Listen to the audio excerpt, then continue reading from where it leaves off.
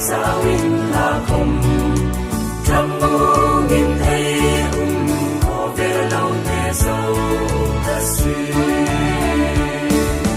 tuy vẫn cài lain hùng cả ta ý cô mà chỉ nó rô can thân sẽ in in cả câu ta sẽ em ta cả cút pa ya in cả xịt sẽ Dalpan Homisil Hallelujah Hallelujah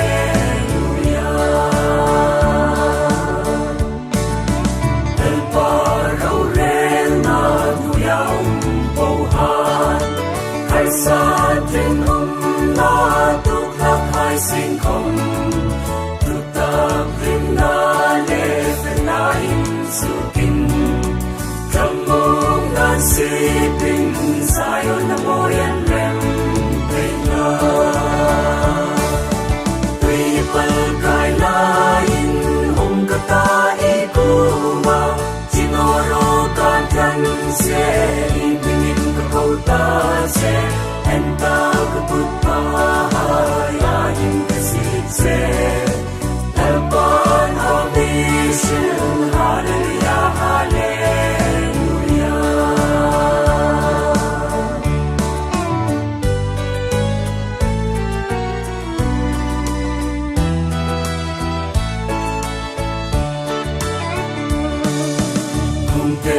chính trăng hiểm là đi hai về in sông cô lê lên rồi hôm đó hai sinh không và na tin xem lâu sung cô đam cả này mà lên ca nó mà là mi quý sinh na tuy vẫn cài lain hong kata ikuma Chinoro kan kan se Ibingin ka kauta se Enta kaput pa Yahin kasit se Dalpan Homisil Hallelujah Hallelujah